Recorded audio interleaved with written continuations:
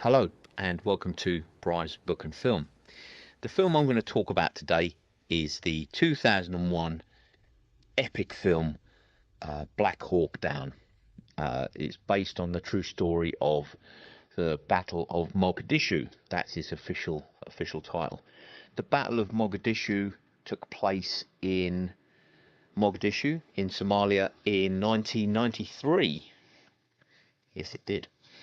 And now this film features an all-star cast. It's an ensemble cast, and it's got some real big hitters. So, just to name a few: Josh Hartnett, Eric Bana, Ewan McGregor, Ewan Bremner, Tom Hardy, Tom Sizemore, Orlando Bloom, William Fichtner, Jason Isaacs, and Ty Burrell. They're just a few of the big names that are in Black Hawk Down. So it follows the operation to capture. I've written his name down. Mohammed Farah Aidid. Aidid. I hope I've pronounced that right. And who, during the civil war, announced himself as being the president of Somalia, and it was a whole civil war thing going on.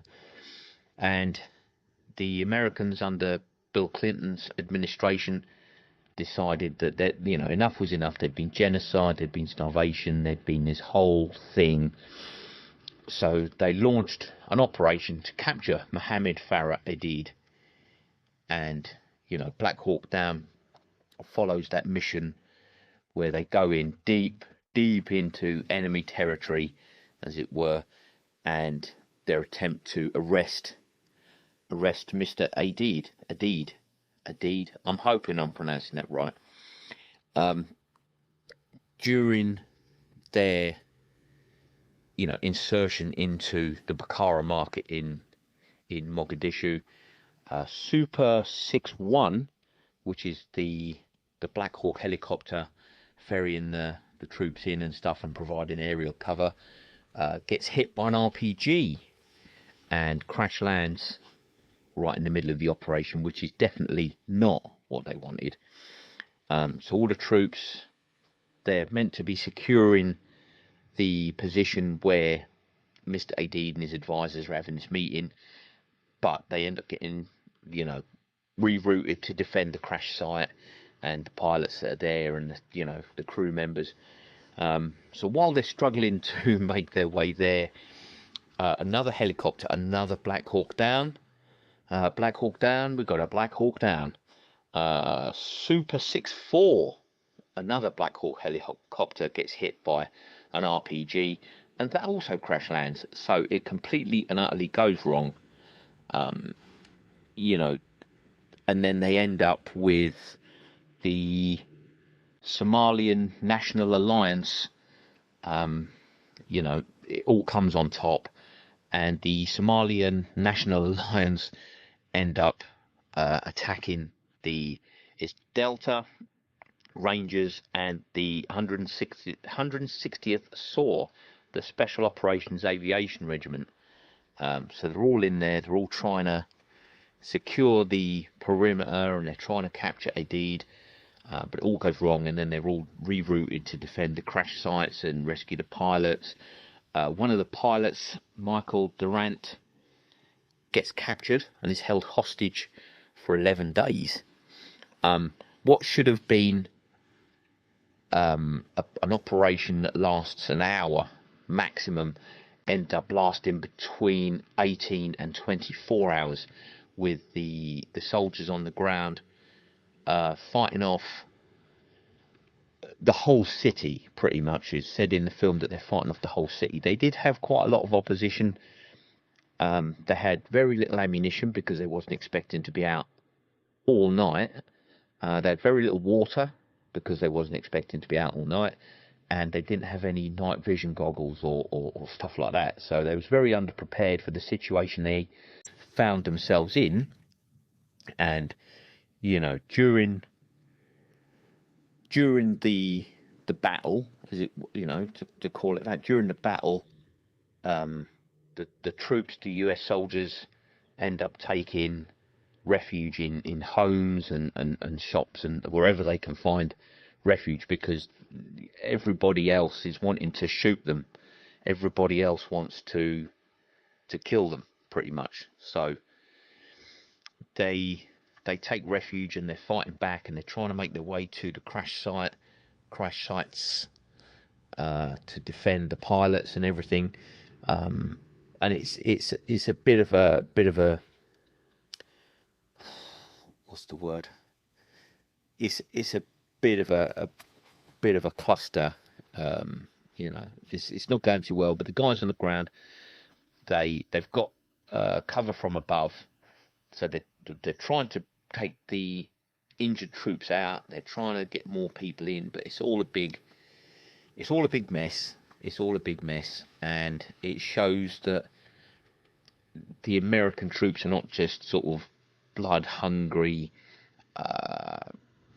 shoot them up, let's just kill everybody type people. They are trying to sort of achieve an objective to make life better for the Somalian people that are actually suffering in this civil war and this genocide and the starvation and all the problems. So there was quite a lot of killed and wounded. The United States had 18 of their soldiers killed, with 84 wounded. There was Malaysians. One Malaysian was killed and 7 Malaysians were wounded. And the Pakistanis who were there in, I think there was a UN peacekeeping operation, had 2 of their soldiers wounded. On the other side, the Somalians had, according to Red Cross estimates, 200 killed with 700 wounded. But if you believe the Somalian National Alliance, there was 315 killed with 812 wounded. Of course, accounts are going to differ based on who you talk to. It's got a good soundtrack on it. It's got that sort of Somalian traditional singing, for some of it, when they're sort of the tender moments. And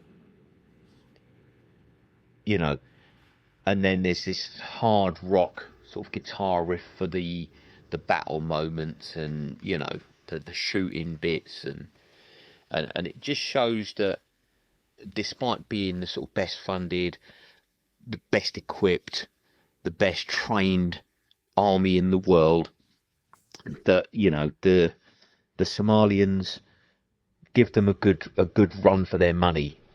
They give them a good run for their money. They were assisted by, I'm just checking my notes, they were assisted by a whole lot of volunteers.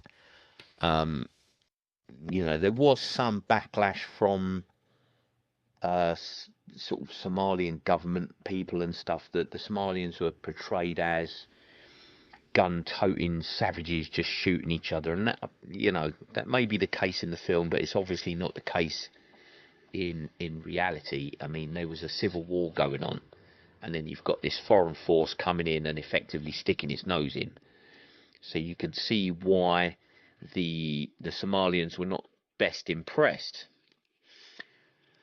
at this foreign invasion, effectively. So they were trying their best to get rid of the Americans, effectively. Eventually, the Americans did. They did capture General Mohammed Farah Aidid, and it was a big mess. 18 American soldiers killed from the Delta Rangers and the 160th SAW. So not a good, although they did view it as a tactical win, because such a small force held off such a big, and it is big, it's portrayed in the film as just being hordes of people on the offensive, on the attack. They do stop for prayers. The Somalians do stop for prayers, because it's a big Islamic population, so they stop for prayers. So the Americans stop attacking. They have the Little Bird helicopters just flying around all night, shooting anything that moves. Anything on the street gets shot. But they stop that when the prayers happen, when the call to prayer happens. So I suppose there is that. You know, it's a good film. It's about 2.5 hours long. It's available on Prime. I've got it on Prime and on DVD, of course. It is a really good film. It sounds, you know, war films are not mainly your thing. This is worth a look.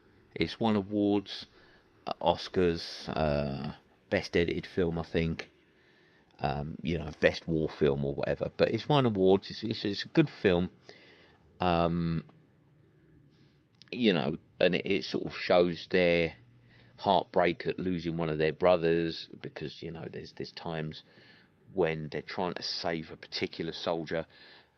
He's been shot in the leg through the femoral artery, I think, and one of his brothers is holding the artery with his thumb and his finger to stop him from bleeding out. But eventually, the soldier he succumbs to his injuries, and, you know, they've lost another brother in their brotherhood, because they are closely bonded. So it does show a sort of emotional, tender side, if you like, of, yes, they're there in a battle, but they're still experiencing loss and grief and extreme sadness. Although, of course, the Somalians are going to be feeling grief, loss, and extreme sadness of the death of their husbands, sons, brothers, uncles, and anyone else that gets caught up in the crossfire. So, you know, it is a good film. You know, with a cast, this is just to name a few: Josh Hartnett, Eric Bana, Ewan McGregor, Ewan Bremner, Tom Hardy, Tom Sizemore, Orlando Bloom, William Fichtner, Jason Isaacs, Ty Burrell. That's just the first 1, 2, 3, 4, 5, 6, 7, 8, 9. This is the first 9. The first 9 people I've, you know, some big names there, some heavy hitting names there. What can go wrong with a cast like that? Directed by Ridley Scott, it doesn't get much better than that, does it? So, Black Hawk Down from 2001. Give it a watch. It's definitely worth a couple of hours out of your day. You know, happily, Michael Durant was released after 11 days in captivity. They got him back. So it portrays in the film that they flew around in helicopters with loudspeakers saying, "Don't worry, we haven't given up on you. We're coming to get you." You know, it also finishes with the soldiers having to run out of the Bakara market in Mogadishu, downtown Mogadishu, on foot, being chased and shot at and harangued. You know, they're being chased out by the Somali fighters, the Somali warriors, and they have to just make a run for it. You know, the Mogadishu Mile. So it's a dramatic film. Of course, it's dramatic. It's based on a true story and true events. So, you know, it's a good film. It's a good film. Sadly, Orlando Bloom isn't in it for very long.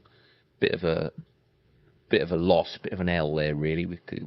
You know, Orlando Bloom. Any film is going to benefit from him being in it. So there we go. Black Hawk Down. Give it a watch. Now, this film will get 5 hot coffee cups on the coffee cup scale, because it is that good. Even if you're not big on war films and stuff, give this one a watch, because it really is that good. It is that good. Give it a watch. What's the worst that can happen? Let me know what you think in the comments of whether you liked it or enjoyed it, or couldn't care less, really. But thank you very much for watching, and I'll catch you on the next one.